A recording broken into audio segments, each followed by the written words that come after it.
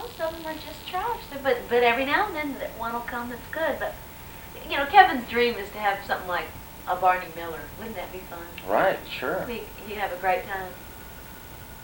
Of course, of those guys, who's worked since then? Let's see. Has anyone? Fish got another. He got a spin-off series, but that didn't last. Are you talking about the Jewish guy? Is that Abe Fish? Vigoda. Abe Vigoda, who played Well, that's kind of Fish. the curse in those series, is that you're so good as the secondary character that then you get a spin-off, and then when that's canceled, the first series still remains on, but you're out of it. It's like you've been promoted. You get your own series, but oh, that one didn't take. Yeah. So too bad. Is that what happened to him? He went on before the other one was canceled?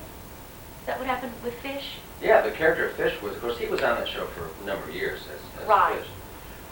But then they gave him his But- own. Always making predictions based on the stars and cosmic forces, even in the 18th century. This is apparently still present.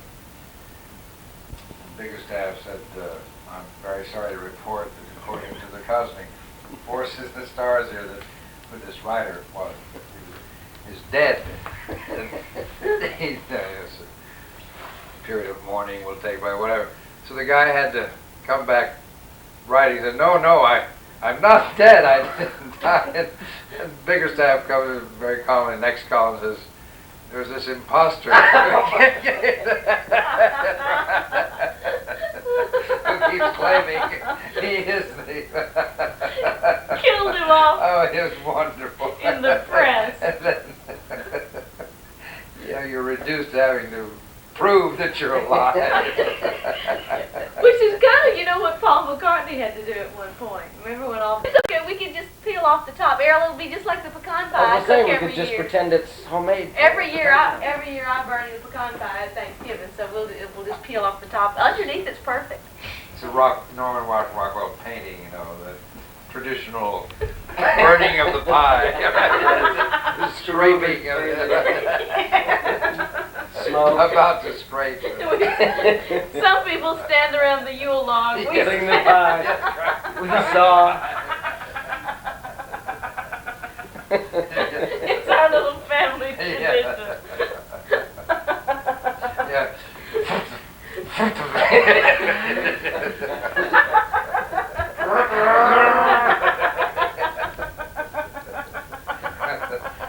We're gonna have pie. Hear the old motor going.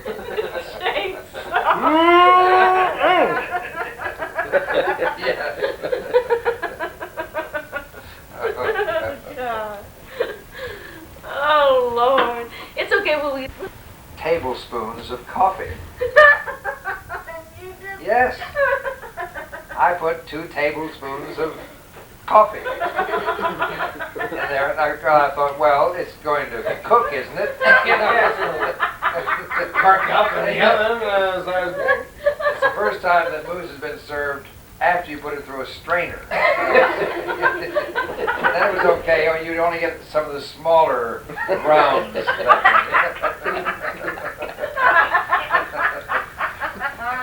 I'm sorry. I guess I don't know what I was doing. I wasn't thinking. I can buy that. Yes, I actually did that. Well, they should make it more clear. They really should. Yeah, well, 2 tablespoons of coffee means to me ground coffee. I mean, Well, it's like, who was it? Well, I guess this wasn't real. at least I didn't put beans in. Yeah.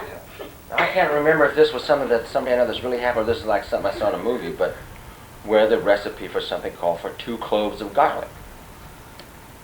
Okay. And the person wasn't quite sure what it constituted a clove of garlic. They thought the fist, what you call a fist of garlic. Yes. When you buy it, which is really, Yes. literally dozens of cloves. Lots Yes. of cloves.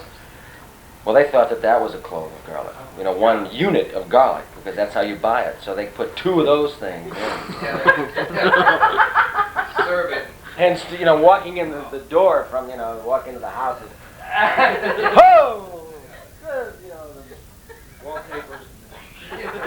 All over the world, vampires screaming, running. Oh my God! Yes. Kryptonite. Oh. Yes.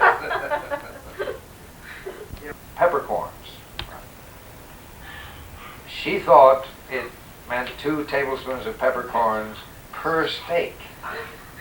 So she put in 12 tablespoons of peppercorns and cooked the steaks, put them on, and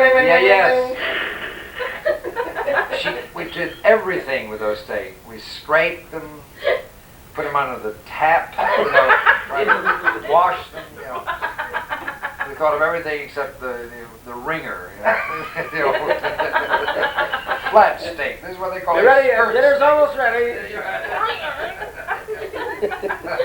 I mean, it had permeated the meat. You could not eat it. You could not eat it. It was such a shame. Oh, I know. I've done that where you do everything to try to salvage. Oh. Because it's something you spend a long time preparing and it's expensive stuff to buy. You try to say, oh, it won't be too bad. Keep trying to fix it. Or something, even if it's not expensive, something you just worked on a long time. Like, one time I was doing potato salad. And that takes a long time to do all those you boil them and you have to skin them all and you chop them up and you do all that, adding that kind of stuff. And I had one of those brain cramps like I did tonight and put in way too much salt. I was doing it from a recipe and it was like I did 4 tablespoons instead of 4 teaspoons. I mean, something really stupid. But then I kept thinking, if I add more of other things, I can correct this. Yes. And I kept trying to add Neutralize stuff. it, yeah. What's the opposite of pepper? Salt. Plenty of salt. It just got worse and worse. It was just, I finally had to throw this whole thing in. It broke my heart and start all over. The little restaurant in Paris where the dogs and cats were around on the floor and the food was so unbelievable. There was a chocolate souffle for dessert. Yeah. Went to a revival meeting, local Baptist church. I would love to go to one of those. One of my friends was one of the Beaver kids. His name was Danny Beaver. Lots of beavers too in that family. And we went to. Were they eager? So he took me, took me to the revival meeting, and the guy was preaching a very, fire and brimstone, threatening kind of sermon. And talked about this man who does not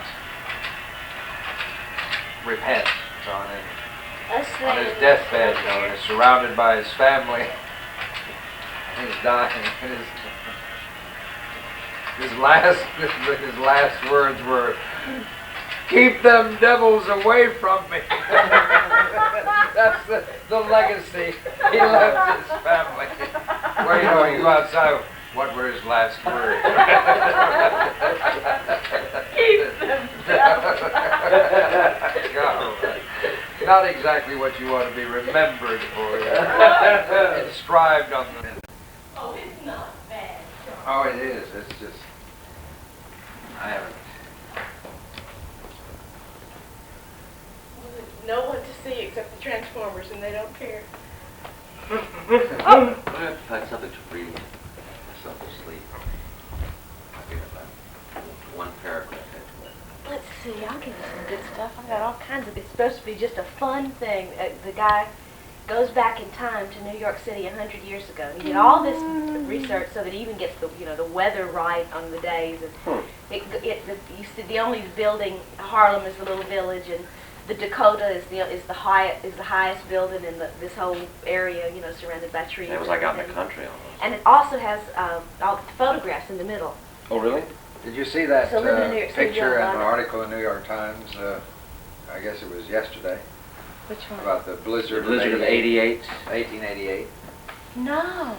100 years ago. 85-mile-an-hour winds in New York that piled up snow into 20-foot drifts. Yeah, they showed a picture of Madison Avenue and 59th Street or something where the sidewalk was just almost like a tunnel. And snow was way up, The guy's leaning against this bank. The snow He's bank was frozen about solid. 10 feet again above him. Good. People were Really? trapped in trains for two, Two 3 days. They couldn't get out of the train. And not that many people died. It was kind of amazing. Hey, that's something. The guy Everything got was from- horse-drawn, and they had trouble getting food and supply. You know. One wonderful little thing about they have a lot of letters and so on from the time, and one of the letters they have is from Teddy Roosevelt. Roosevelt had this meeting scheduled with the librarian of the Historical Society.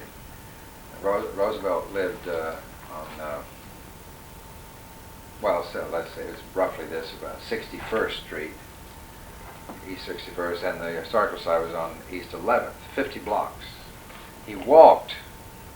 I was going to say Che would have told him to take Yeah, the subway. He walked. Right, and to wait until the last minute. Yeah.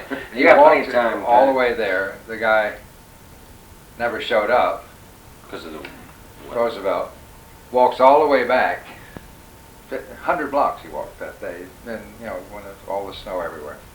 And writes this laconic letter off to the, he says, I presume you didn't come because of the blizzard. Sincerely, you know. Yeah. You know. You lightweight. Yeah. 100 blocks. Please. That man.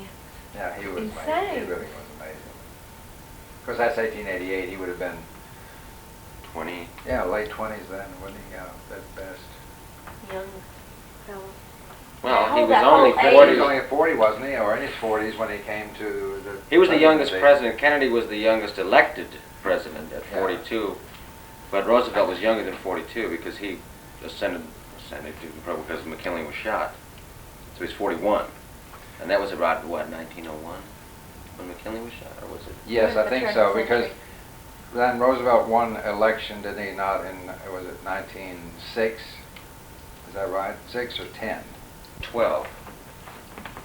I think the election years were I thought it was... 1900, 1904, I think you're right. 48, Because... 12. 4 would go in